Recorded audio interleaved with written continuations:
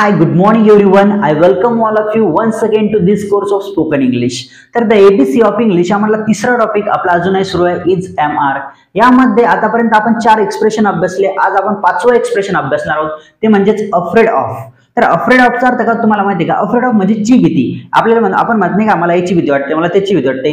दुसऱ्याला पण विचारतो आपण तुला याची भीती वाटते का, तुला त्याची भीती वाटते का, अशा पद्धतीने ची भीती, त्याची भीती वाटणेच यालाच काय म्हणतात तर अफ्रेड ऑफ. आपल्या क्लासला सुरुवात करण्याअगोदर मला एक सांगा, were you present in the last class? तुम्ही मागच्या क्लासमध्ये उपस्थित होता का?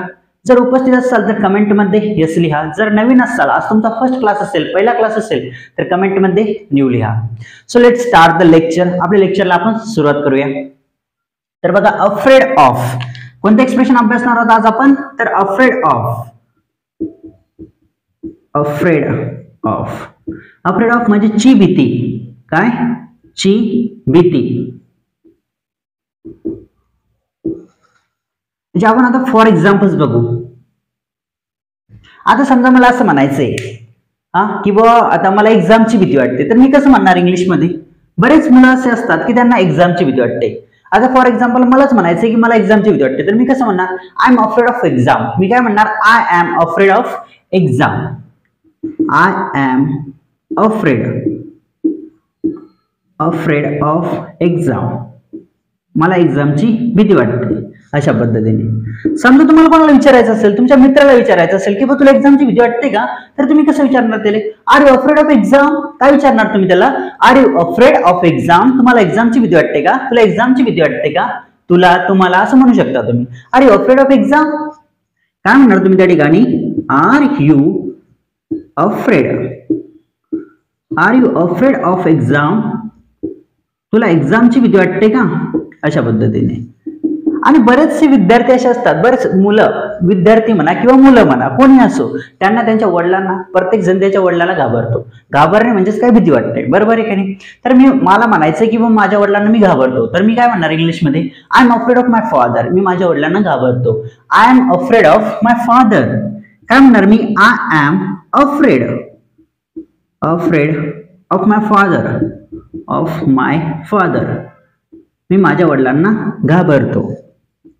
समजा तुम्हाला म्हणायचं असेल, तुम्हाला कोणाला विचारायचं असेल, तर तुझ्या वडिलांना घाबरतो का? तुम्ही तुमच्या वडिलांना घाबरता का? तर कसं विचारणार इंग्लिशमध्ये? Are you afraid of your father? काय विचारणार तुम्ही? Are you afraid of your father? काय विचारणार? Are you afraid of your father? तुम्ही तुमच्या वडिलांना घाबरता का, अशा पद्धतीने. साधारणतः सर्व प्रश्न कशावर विचारले जातात म्हणजे आपण दुसऱ्याला विचारतो, स्वतःला नाही विचारतो. मी असं म्हणत नाही आपण स्वतःला की मी याला घाबरतो, मी त्याला घाबरतो. आपण दुसऱ्याला विचारतो, दुसऱ्यालाच आपण विचारत असतो. मग त्यामुळे काय करा, म्हणजे तुम्ही याची प्रॅक्टिस करा. Are you afraid of, are you afraid of, are you afraid of, are you afraid of, are you afraid of, याची प्रॅक्टिस करा. या एवढ्या सेंटेन्सची तुम्ही प्रॅक्टिस करा. Are you afraid of, are you afraid of. कारण माहिती का, आपण दुसऱ्याला विचारतो तुला भीती वाटते का. आता समजा तुम्हाला असं विचारायचं आहे तुला भीती वाटते का, तर कसं विचारणार तुम्ही इंग्लिशमध्ये? Are you afraid of, are you afraid, तुला भीती वाटते का. सिंपल असं म्हणणं आहे तुम्हाला. आर यू अफ्रेड, काय म्हणायला लागेल तुम्हाला? फक्त are you afraid, are you afraid, तुला भीती वाटते का. काही जणांना कसं माहिती का, पोहायची भीती वाटते, बरोबर आहे. पोहायची काही जणांना भीती वाटते, स्विमिंग पूल मध्ये म्हणा, कशा म्हणा, त्याला पोहता येत नसल्यामुळे त्याला भीती वाटते. मग त्याला आपण विचारू शकतो, are you afraid of swim? तुला पोहायची भीती वाटते का? Are you afraid of swim? काय म्हणणार त्या ठिकाणी आपण? आर यू अफ्रेड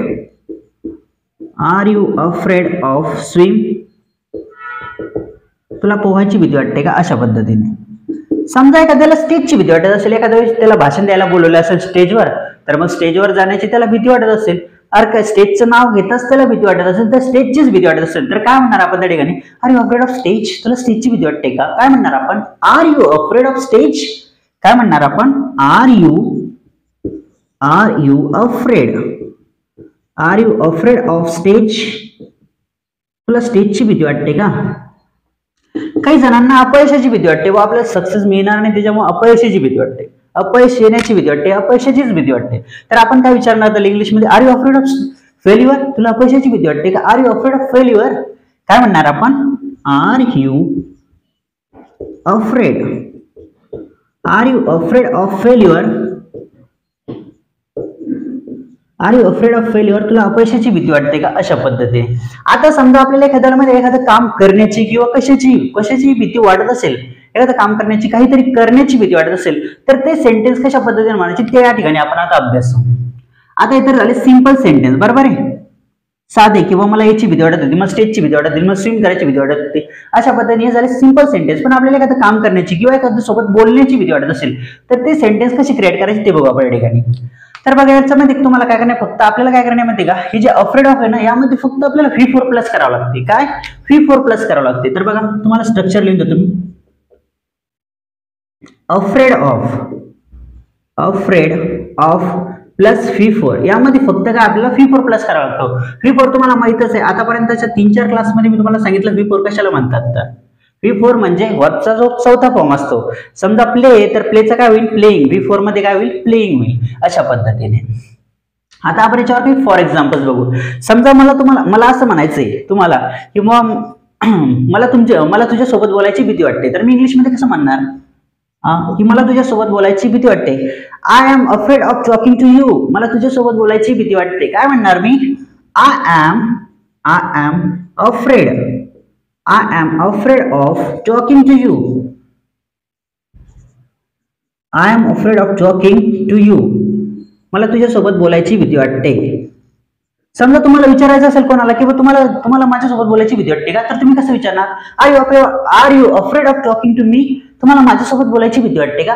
काय विचारणार तुम्ही, are you afraid of talking to me. काय विचारणार, are you afraid of talking to me.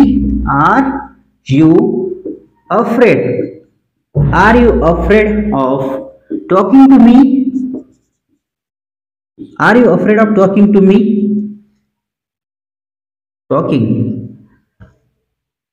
एक minute. Are you afraid of talking to me, तुम्हाला माझ्यासोबत बोलायची भीती वाटते का, अशा पद्धतीने.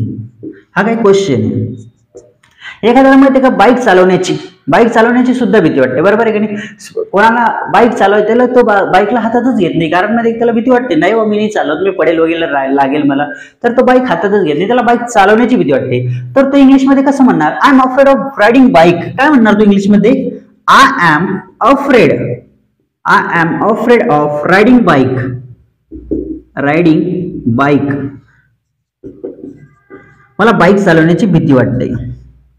एखाद्याला इंटरव्ह्यू फेस करायचीच भीती वाटते, इंटरव्ह्यूला सामोरे जाण्याची भीती वाटते, तर ते इंग्लिश मध्ये कसं म्हणणार, किंवा मला इंटरव्ह्यूला सामोरे जाण्याची भीती वाटते, तर तो म्हणेल I am afraid of facing an interview. काय, I am afraid of facing an interview.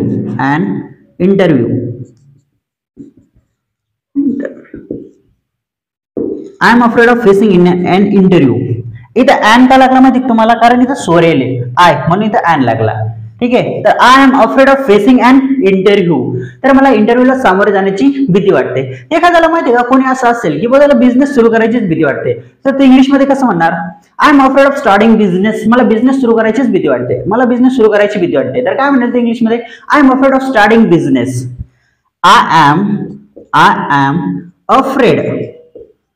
M afraid of starting business.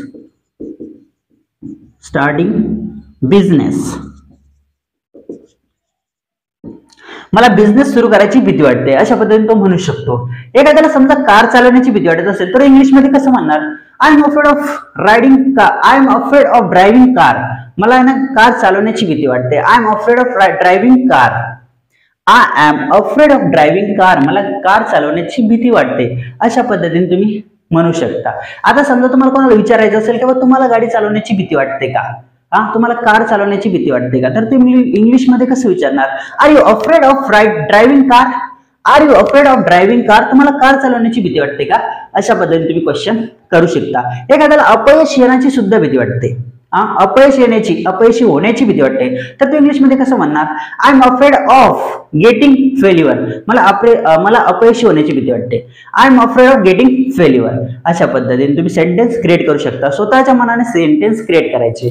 बघा आता काय करायचे तुम्हाला माहिती आहे, सर्व सेंटेन्स लिहून घ्यायचे आणि प्रत्येक सेंटेन्सला 4 फॉर्म मध्ये करायचे. 4 फॉर्म मध्ये कसं बघा, पॉझिटिव्ह सेंटेन्स, नेगेटिव्ह सेंटेन्स, नंतर क्वेश्चन आणि नेगेटिव्ह अँड क्वेश्चन अशी 4 फॉर्म मध्ये तुम्हाला प्रत्येक सेंटेन्सला करायचंय. त्या आणि यासोबत एवढं तर करायचंच आहे, पण तुमच्या मनाने सुद्धा तुम्हाला सेंटेन्स क्रिएट करायचे अजून. त्याच वेळेस तुम्हाला इंग्लिश बोलता येईल, तुम्हाला शिकता येईल. आणि तुम्ही काय करा माहिती का, कंटिन्युअसली व्हिडिओ पाहत राहा, शिकत राहा. त्याच वेळेस तुम्ही स्पोकन इंग्लिश शिकणार निश्चितच, यामध्ये कोणती शंका नाही. तर चला पुढच्या क्लासमध्ये भेटू. Thanks lot for watching this video. See you in the next class.